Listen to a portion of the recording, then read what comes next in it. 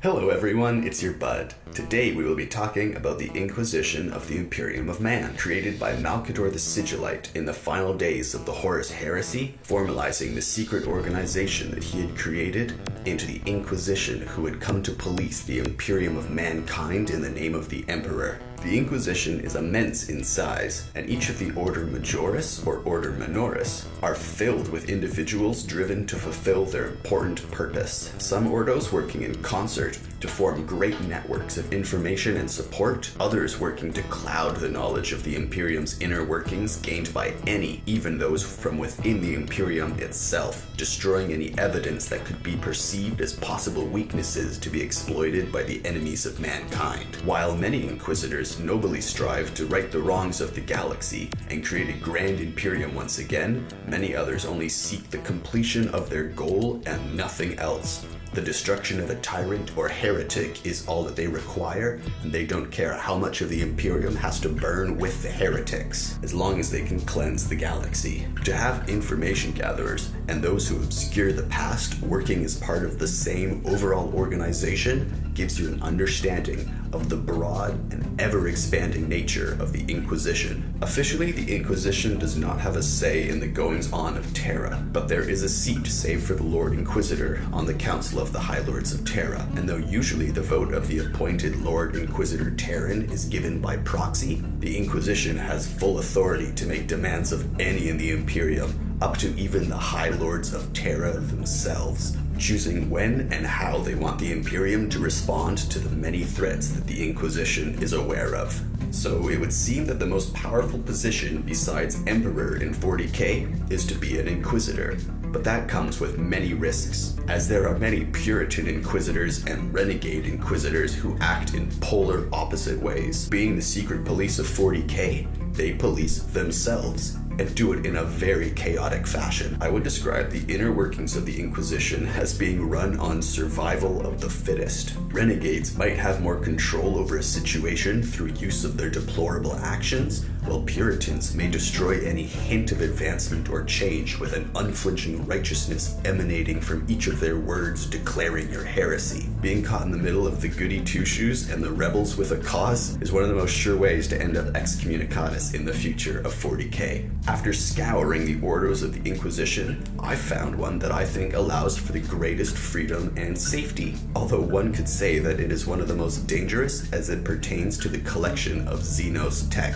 The Order Machinum works closely with it's Machinum, but it's Mechanicus, so would it be the Order Machinum? I'm gonna go with Machinum. The Ordo Machinum works closely with the Mechanicus to discover, recover, and integrate Xenos and STC tech into the Imperium. Such an amazing Ordo, one that gets to decide if the dogma of centuries of tradition has kept a valuable piece of technology for being fully utilized by the Imperium through the fear of change, and having a second Dark Age fall upon the Imperium because of technology. My original thought was the Order of Scribes being a good one, sorting through the endless papers for any information that would help the Imperium. The actual description of the Order Machinum that I can find online is as such. Known as Judicators of the Forge, the Order Machinum scrutinize the Adaptus Mechanicus.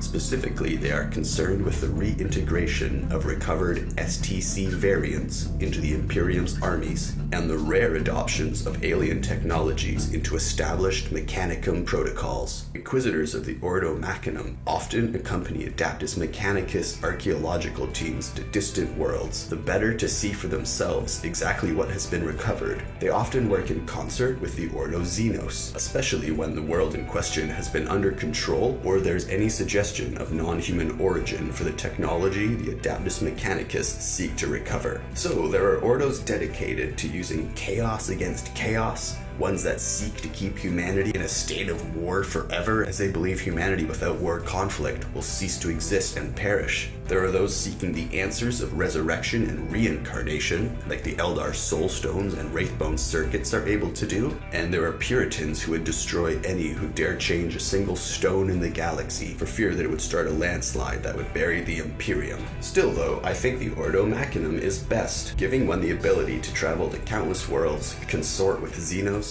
examine and determine the use of STC and other lost human tech of endless form and function, all while being backed by the Mechanicus, who, while extremely zealous of their Omnissiah and the Machine God, are still better than those of the Imperial cult, in my opinion. The worshippers of the Omnissiah at least seem to have a more cohesive and less destructive organization. Although there are still many opposing factions within the Mechanicus, we will be discussing them, their god, and the red planet of Mars in another video. For now though, know that the Mechanicus guard and preserve the tools of humanity across the universe of 40K, with many grand forge worlds working to fulfill the constant need for fresh creations of metal. Yet throughout all this, the culture of the Mechanicus has remained, and so too has their purpose. I think that having the Mechanicus at your back and the ability to make demands of the most powerful in the Imperium would make for a truly powerful combination of all the rights granted by Terra and Mars. Being able to meet with Xenos and trade tech, or recover lost STCs hidden in the ruins of lost colonies, all while relying on the expansive structures of the Inquisition, the Imperium, and the Mechanicus. There are many other Ordos of the Inquisition dealing with almost all aspects of life. There's time, death, the Xenos, truth, mystery, war,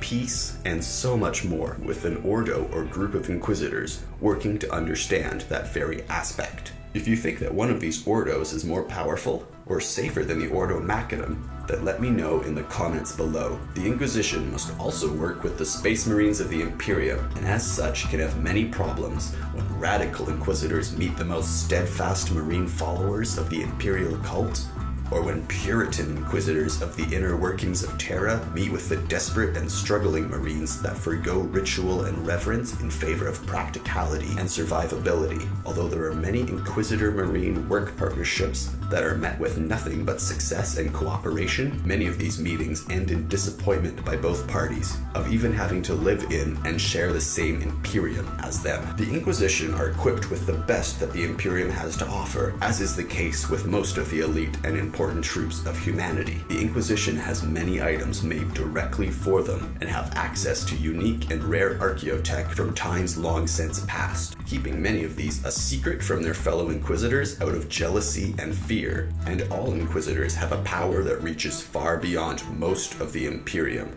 An almost unthinkable power to call upon the greatest destruction that humanity has to offer, exterminatus. To call such a thing upon a world is to cause the death of that planet. Such devastation is needed in the 41st millennium to battle the heretic and Xenos threats that yet survive to threaten the Imperium of mankind. Having an entire organization of secret police with many radically opposing ideas and beliefs, all with the authority to call down exterminatus upon a world, makes for a very strange working relationship between various Inquisitors, who all conduct their own business personally, never leaving important decisions or tasks to any but themselves or their most trusted. And as such, a partnership or gathering of these Inquisitors is an entirely self-reliant entity, without using any outside aid to complete what they themselves can set into motion secretly from the shadows, or brazenly out in the open, backed by Marines of the Death Watch, Sisters of Battle,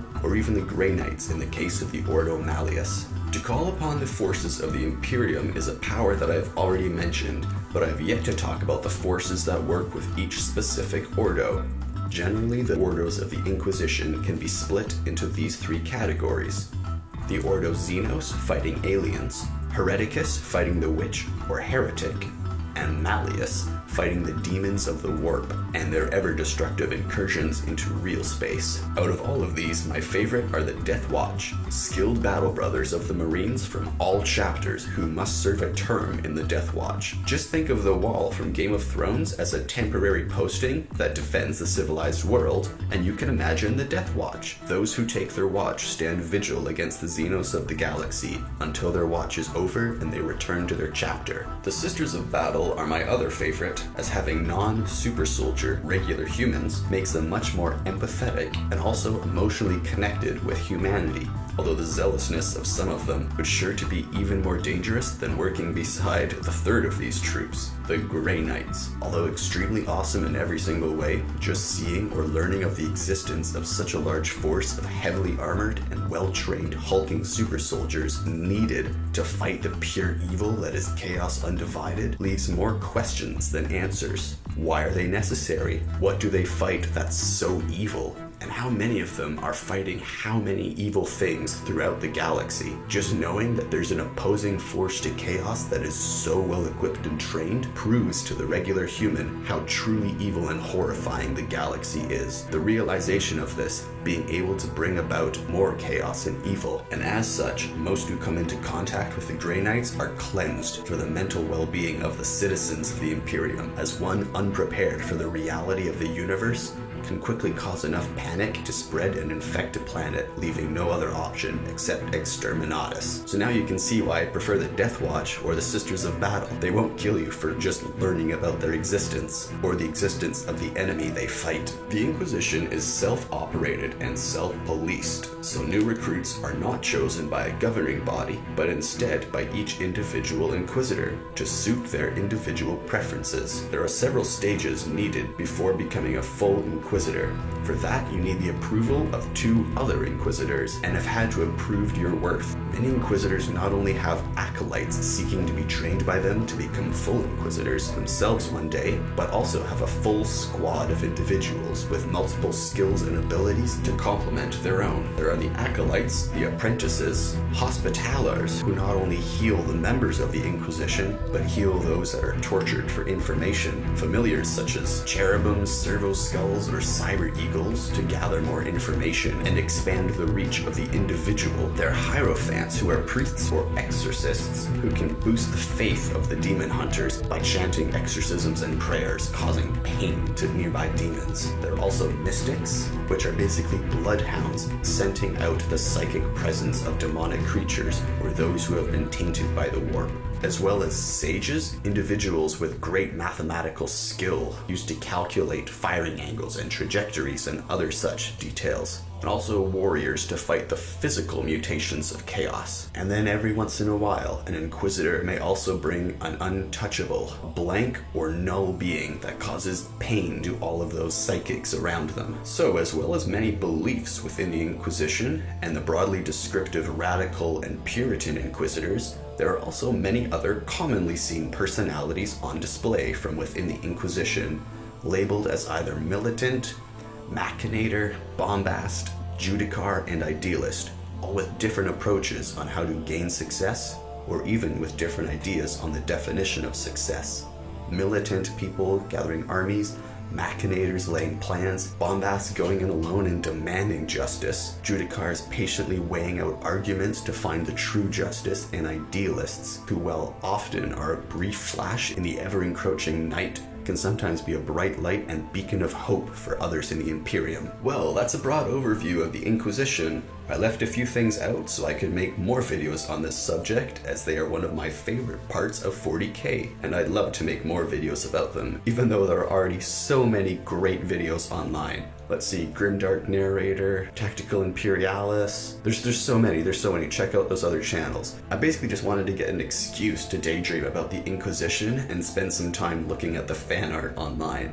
Although I still think the Ordo Machinum is the best, Mechanicus and Imperium-backed Inquisitors that can call upon the Death Watch and closely work with the Ordo Xenos, as well as those followers of the Machine God. I think this would pair perfectly with a rogue trader, traveling, exploring, trading, and discovering tech that may one day be the salvation of the Imperium of Man.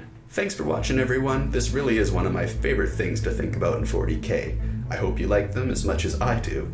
Leave a like and subscribe if you want more 40k, and leave any questions or suggestions in the comments below, and I will see you in tomorrow's video.